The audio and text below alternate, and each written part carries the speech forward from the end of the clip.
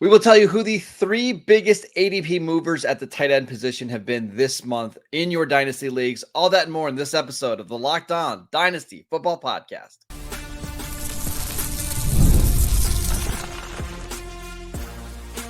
You are Locked On Dynasty Football, part of the Locked On Podcast Network. Your team every day. Here are your hosts, Marcus Mosher and Kate Madjuk. Welcome back to the Locked On Dynasty Football Podcast, part of the Locked On Podcast Network, your team every day. We'd like to thank you for making us your first listen of the day. Today's episode is brought to you by Gametime. Download the Gametime app, create an account, and use promo code LOCKEDONNFL for $20 off your first purchase. Terms apply. I am your host, Marcus Mosher. You can follow me on Twitter at Marcus_Mosher. Joining me today, as always, is Kate Madjuk. You can follow her on Twitter at Kate Madjuk. You can also read her at Yahoo Fantasy. On today's show, we are taking a look at the three tight ends that saw the biggest change in their ADPs over the last month. And Kate, let's start with, one of the biggest talking points of the summer, Dalton Kincaid of the Buffalo Bills, who has seen his ADP jump up pretty significantly over the last month. He is up 9 spots. What are your thoughts on Dalton Kincaid moving up this much? I've been all in on Dalton Kincaid, and we've been saying all summer long that this has been one of the weirdest ADPs, considering we saw the meteoric. I don't even, is that a word? Meteoric? Massive rise. I'm not good We with saw those a two words. massive rise in ADP for, Sam Laporta, Trey McBride. Like, there were so many tight ends that saw a massive boost in value. And it didn't really make sense the way that Dalton Kincaid's ADP was kind of hovering around like tight end 6, given the fact that there is a real chance that Dalton Kincaid leads this Bills receiving core in terms of total targets this year. It just felt like it was kind of going unacknowledged. And I felt like, there was a very interesting point that like the Bills traded up for Dalton Kincaid, and it wasn't because he was such a good dynamic blocking tight end coming out of Utah. That was not why they traded up. They traded up for Dalton Kincaid because I think they were looking for their version of Travis Kelce. They wanted their receiving tight end, and they got him. Yeah, there's a lot to like about Dalton Kincaid. So first of all, I'm going to correct myself. He went from pick 56 to pick 45, so up 11 spots in ADP. But what's more interesting, Kate, is that he's gone from tight end 6 all the way up to tight end 3, surpassing Mark Andrews, Brock Bowers, and then Travis Kelce, who we'll get to in a little bit. But I think there's a lot of reasons here to really like Dalton Kincaid. Just to back up a little bit, I know if you've been a long-time listener of the show and every day, or you've heard me kind of tell you this story of how Kincaid's season went last year. But at the end of the 2022 collegiate season, he was dealing with a back injury, not a major back injury, but one that cost him almost the entire offseason. He was going to go to the Senior Bowl, doesn't go to the Senior Bowl, doesn't do anything at the Combine, doesn't do anything at his pro day. And he even misses a lot of the OTAs and mini camps for the Bills. He gets into training camp. He looks good. He's behind Dawson Knox. Dawson Knox gets hurt, and all of a sudden he's thrust into this tight end 1 role. And he basically puts up the same numbers that Sam Laporta did outside of the touchdowns. Dawson Knox comes back, and Kincaid's role remains unchanged. I think if you have Kincaid have a full offseason where he's healthy, he's learning the offense, he's meshing with Josh Allen, I think you're going to see the numbers skyrocket. And I think that's where we're at now, even more so now that Stephon Diggs and Gabe Davis are gone, the 2 top leading targets from last year. Everything is just wide open for Kincaid to have a monster breakout season. Everything is wide open. And even like, you mentioned with those kind of missed opportunities of building these connections through training camp, through some of these off-season practices. And despite being a rookie, like you actually look at his overall, efficiency profile here, some of the stable metrics on PFF. And for a rookie, pretty overall impressive. Like the receiving grade, nothing to write home about, 70.5. But what I really love to see, 91st percentile in separation percentage. He was Boom. open on 90.1% of his targets. That ranked 4th among all qualifying tight ends. He ranked in the 75th percentile of yards per route run. That ranked 15th among all tight ends. Saw some, usage in the intermediate area, saw some, some deep target opportunities, ranked middle of the pack in terms of average depth of target. Like everything that we saw, I was very encouraged by. And, it really didn't matter about Dawson Knox because No. Dawson Knox is effectively playing a different position than Dalton Yeah. Kincaid altogether. Yeah. I mean, he's really a extra offensive lineman out there that can occasionally leak out and catch some passes. But going back to Kincaid's profile, he has not, at least going back to his college and NFL careers to date, he's not really been a guy that's making a lot of plays after the catch. You'll see that his yards after the catch per reception are relatively low, despite being a smaller tight end. Where he wins is, and you mentioned it, creating separation, getting open, and then making easy catches across the middle of the field. If he can improve after the catch, and I think it's fair to assume that he could potentially do that, that's when we're talking about him being a more dynamic weapon. Maybe somebody who goes from averaging 10 yards per catch to potentially 12 or 13. And if you can do that, now we're looking at the potential of somebody being a 1,000-yard receiver with 8 or 9 touchdowns. And that's when you get the true league winner. So I understand everything about Dalton Kincaid, why he's going up. And frankly, Kate, I don't think he's done going up in his price. You look at the other tight ends right now, Sam Laporta, who I understand why he's tight end 1, his ADP is 20.6. Trey McBride, his ADP is 32.6, and that's after the addition of Marvin Harrison Jr. Dalton Kincaid is still at 45. So you're still talking about a full round after Trey McBride, 2 full rounds after Sam Laporta. I won't be surprised if we see those ADPs all get a little bit closer over the next 2 months. Yeah, I think that's fair. And especially looking at the potential upside here in like a full PPR scoring format, right? Like Dalton Kincaid ranked 7th among all tight ends last year, 73 receptions in the regular season.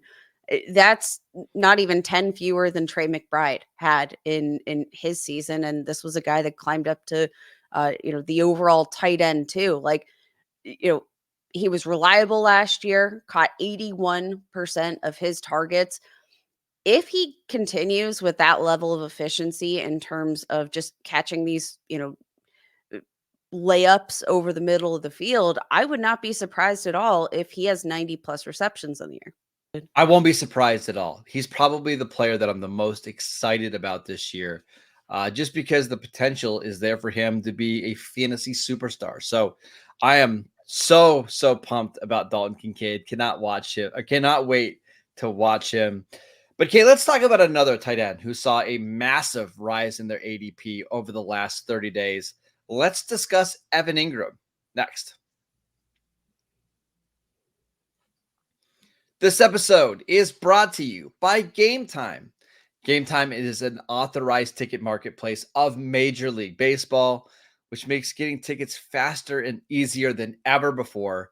Prices on the Gametime app actually go down the closer that it gets to first pitch. And with killer last-minute deals, all-in prices, views from your seat, and their lowest price guarantee, Gametime takes the guesswork out of buying MLB tickets. Listen, there's so many great deals on Gametime right now. You can save up to 60% off buying last-minute tickets for sports, concerts, comedy, theater events near you, and save even more with exclusive in-app deals on select seats ahead of the game or the event. And get this, you can save even more when you choose a section and you let Gametime choose your exact seats. Take the guesswork out of buying MLB tickets with Gametime. Download the Gametime app, create an account, and use promo code LOCKEDONNFL for $20 off your first purchase. Terms apply. Again, create an account, redeem promo code LOCKEDONNFL for $20 off. Download Gametime today. Last minute tickets, lowest price guaranteed. Welcome back to the Locked On Dynasty Football Podcast. Are you watching Fox Sports or ESPN on your TV all day? Are you having to turn down the volume because of all that shouting? Make the switch to Locked On Sports today, a free 24/7 sports streaming channel program for you every day to bring you the biggest stories without all that unnecessary screaming. Locked On Sports today brings you can't miss analysis, opinions, and news, streaming 24/7 on YouTube or on the free Amazon Fire TV channels app. Part of the Locked On Podcast Network, your team every day. All right, Kate, let's talk about another ADP winner at the tight end position, and that is Evan Engram, who is up from pick or ADP of 90 all the way up to 81. That's 9 spots. Right now, he is being drafted pretty comfortably as tight end 9. I want you to sell me on Evan Engram because he is somebody that I have not been drafting. I have not been trying to acquire. I know you're a big fan. What are your thoughts on Engram moving forward? I think we're honestly kind of underrating the season that Evan Engram had in 2024 in a big way. Now, let's just remember, Evan Engram was the overall tight end 2 last year. He led all Jacksonville Jaguars with 114 receptions last year, which is the second most in NFL history in a single season by a tight end. Ranked 4th in total receptions in the NFL, led all tight ends in terms of total receptions, had an absolutely massive target share. Now, I'm going to say, like, I think from a standpoint of, his involvement in the offense, I think his target share is pretty secure overall. My one reservation with like the sudden rise in ADP is the fact that Christian Kirk is going to be back. So, like throughout the course of the season had some ups and downs, but where Evan Engram really shined was once Christian Kirk was injured at the end of the season. Kirk missed weeks 14 through weeks 18.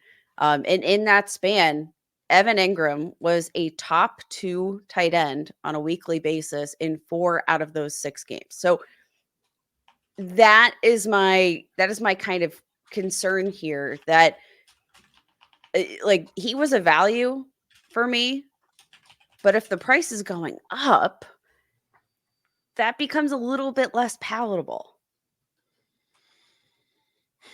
I don't love Evan Engram. I don't. I think that's my issue, Kate. I just don't love Evan Engram. I don't love that they went out and they signed Gabe Davis. Blah. They traded for, or they acquired Brian Thomas in the draft. They still have Christian Kirk. Travis Etienne is going to be involved in the passing game as well. How confident do you believe that, or how confident do you feel in his role in the offense remaining unchanged? Here's the thing about Evan Engram. I do have those same concerns, right? Because, other bodies on the field, even though they play different roles like that can eat in and just slightly chip away at that target share.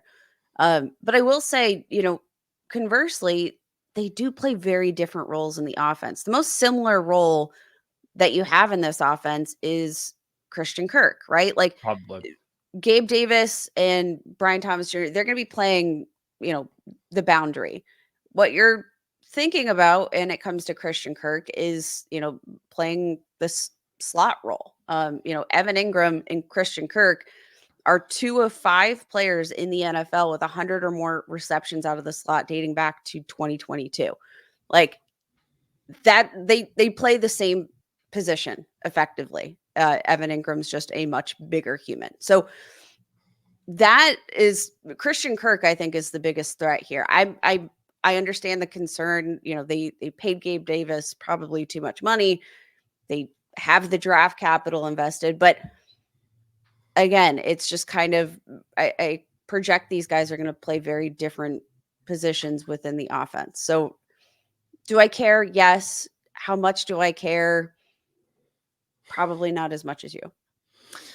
All right, a couple things. Let's look at his Dynasty ADP. As we mentioned, he is currently tight end 9. His overall ADP right now is 81. He is a good distance behind TJ Hawkinson, who is almost being drafted a full round ahead of Evan Engram. Are you okay with that? Does that feel right? Yes. Okay. So you're still comfortably having Hawkinson ahead of Ingram. Now, what's interesting is the tight ends. Are like comfortably, very comfortably. Okay. I mean, Hawkinson's 3 years. I feel like Hawkinson is probably one of the best values in I agree. the dynasty landscape right now. We've talked about this throughout the offseason. Yes, will you have to be patient with him as he returns from his torn ACL? Yes, but he's also 26 years old. I mean, and it seems like by all reports, he's way ahead of schedule. Now, he still might miss, let's say, like 3 games. Maybe we don't see him till early October. But into a dynasty league, do you really care that much? I mean, as long as he's like fully healthy by November, I agree. I think he's a massive, massive value. A couple of tight ends going after him. George Kittle being drafted 6 spots after him. I'm assuming you would just prefer Ingram over Kittle. Is that correct? Yes, I'll take Ingram. I think, from a volume standpoint, both of them have similar concerns. And, at face value, George Kittle has a much more diverse role in his offense as both a blocker and a receiver. So that creates a lot of volatility. Evan Engram, he didn't even block on 30% of his offensive snaps, which it's because he's not a tight end. He's really a big slot. He's a big slot. He's a power slot. Power slot. All right. So Evan Engram, again, pretty comfortably being drafted as tight end 9. I think if you miss out on the first 5 or 6 names, he's a very good fallback option later on in your draft. He's just somebody for me, Kate, that I'm personally not that excited to draft, but it sounds like you are. I'm lukewarm. My only thing is why are we pursuing him earlier in drafts? I why is it going him. up? Yeah, I don't understand the increase in value. I like Evan Engram overall as a value in potential volume guy at the position, but I don't think it necessarily warrants any, there's nothing here that's telling me to buy him early, pursue him earlier in drafts. It doesn't make a lot of sense. No. But let's talk about Travis Kelce's ADP, which to me does make some sense when you consider his potential role going into his age 35 season. We will discuss him next. This episode is brought to you by eBay Motors. Passion, drive, and patience. It's the formula for winning championships, and it's also what keeps your ride or die alive. eBay Motors has everything you need to maintain your vehicle and level it up to peak performance. Superchargers, roof racks, exhaust kits, LED headlights, and more. Whether you're into speed, power, or style, eBay Motors has got you covered. With over 122 million parts for your number one ride or die, you'll always find exactly what you're looking for. And with eBay Guaranteed Fit, your part is guaranteed to fit your ride every time or your money back. Because with eBay Motors, you're burning rubber and not cash. With all the parts you need at the prices you want, it's easy to make your car the MVP and bring home huge wins. Keep your ride or die alive at ebaymotors.com. Eligible items only. Exclusions apply. eBay Guaranteed Fit only available to U.S. customers. Welcome back to the Locked On Dynasty Football Podcast. On tomorrow's show, everydayers, we're going to be taking a look at 3 of the biggest training camp battles now that every team has officially reported to camp. That's going to include the Raiders quarterback battle, which I'm not excited about. We're going to look at Denver's backfield, New England's wide receiver core. So make sure you tune in for that. But let's finish up here talking about Travis Kelce, who has a little bit of a dad bod now, which I can relate to. Travis Kelce has seen his ADP go down a little bit from 50th overall down to 57th. He is now tight end 7 in dynasty leagues after being all the way up to tight end 2 earlier this offseason. Kate, what do you think about this pretty massive fall for Travis Kelce, not only over the last month, but over the last several months? I think it's warranted. And I gotta say, I think unless you are in a dynasty startup and you're gunning to win, and you're gunning to win now, I don't necessarily see Kelce as a guy that I want to roster. I'd rather get out now before the fallout. I'd rather be a year ahead than a year too late. let's contextualize his season. So he's going to be turning 35 this year. Marcus, you've got some pretty interesting information about what we historically, and to be fair, like Travis Kelce is a historic tight end. He is the only tight end in NFL history to average more than 1,000 receiving yards per season throughout his career. Like, he is not average. So I'll say that. But historically, can you contextualize what this could mean for Travis Kelce? Yeah, usually when tight ends hit this stage, even the elite ones, whether it's Tony Gonzalez, Antonio Gates, Jason Witten, you see a drop off. There has never been a tight end during his age 35 season or later that's recorded more than 900 yards in the season, and the most receiving touchdowns ever for a tight end at that age 35 or later is 8. Now, those will both be very good numbers if Travis Kelce hits them, but I think it shows you it's pretty likely we're going to start seeing a decline. And I think you saw a little bit during the regular season last year. He was dealing with some injuries. I get it. But this is also what happens to older players. They deal with more injuries, and it's harder for them to get back on the field. And when they're back on the field, it's harder for them to get back to being 100%. I also think the Chiefs know this, and they're going to be smart with Travis Kelce. There's no reason to overwork him in September and October, right? They need him for the postseason and these big games. That's why you go out and you sign a Hollywood Brown. It's why you draft Xavier Worthy. It's why you draft another receiving tight end in Jared Wiley, is to help lessen the workload. I'm not saying that Travis Kelce isn't going to be a big part of this offense, because he will be. But Kate, the days of him getting 150 targets, which he got multiple times, are over. I think 110 to 120 makes more sense. And if that's the case, he just doesn't have the upside that he used to. And if we're drafting tight ends, at around pick 50, I'm just more interested in drafting a Brock Bowers, who is younger and maybe has some more upside, or a Kyle Pitts. I'm worried the wheels are going to fall off relatively quickly here. Yeah, and I think that's probably the best point, is that, Travis Kelce, even from a standpoint of like his skills as an NFL player, I think in order to maintain his health, in order to ensure that he is going to be a viable option throughout the postseason, which, he's going to be an integral part of, if they can manage this three-peat, he's going to be at the center of it. But I do think a big part of that is just going to be maintaining his health and ensuring that he is going to be good for the long haul. You mentioned like 120 targets.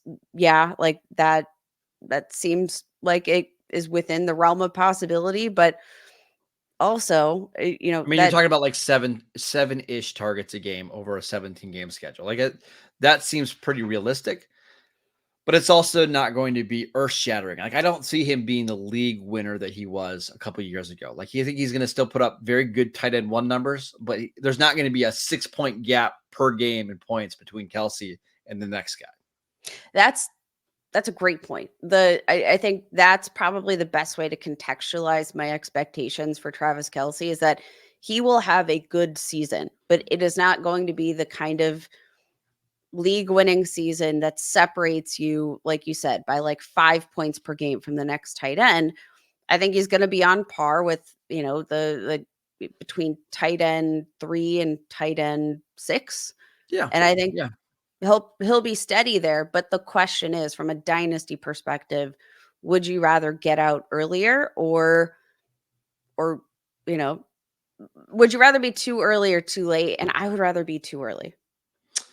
I would agree. And I just think this offense is changing for Kansas City in a lot of good ways. And I think their best path forward to ensure that Kelce is healthy and relevant and ready to go in the postseason is to manage his workload. He doesn't need to be out there for every snap. Obviously, you don't need him out there blocking. He doesn't need to be in there on every third down. Maybe you keep him, he plays 75% of third downs, right? You find ways to make sure that he's in shape and healthy when the games matter the most. And I think because of the upgrades at the wide receiver position this offseason, and because of the development of Rashee Rice. Okay, let's just think back about where this wide receiver core was at, like at this time last year. It was, well, we hope Kadarius Toney can take a step. We hope Sky Moore can be better. Rashee Rice, I mean, I remember us doing shows in the middle of the season, and it was like Rashee Rice was fourth in routes run on the offense. It doesn't seem like Rashee Rice is going to have a suspension this year. So if it's Rashee Rice and Hollywood Brown and Xavier Worthy, there's just this receiving core is in much, much better shape than it was a year ago. They're just not going to have to rely on Kelce as much to carry them early in the season. Yeah, and I do think that was kind of a big part of the approach for the Chiefs this offseason. They knew that they needed to get Travis Kelce some help. They knew they needed to get Patrick Mahomes some help. So I think all of these things combined, paired with the fact that like we're not projecting him to be separating from the pack in this monstrous way to give you the ultimate edge, like, yeah, I'll bow out while I can still get some really solid value at, in terms of like what I'm getting back in draft costs, and I will bow out gracefully. I'm going to bow out and take Brock Bowers instead. Hey. It's talking about dad bods. How about a dad joke to end the show? Hey. All right. That is it for today's show. We want to thank you for making Locked On Dynasty your first listen every single day. Again, every dayers, we will be back on Friday discussing 3 of the biggest training camp battles to watch. So make sure you tune in for that. Go download the Locked On Dynasty Football Podcast wherever you get your podcasts. We are free and available on all platforms. Check us out on YouTube as well. You can follow Kate on Twitter at Kate Monjuk. You can also check her out at Yahoo Fantasy. I'm at Marcus_Mosher, and we will see you right back here tomorrow.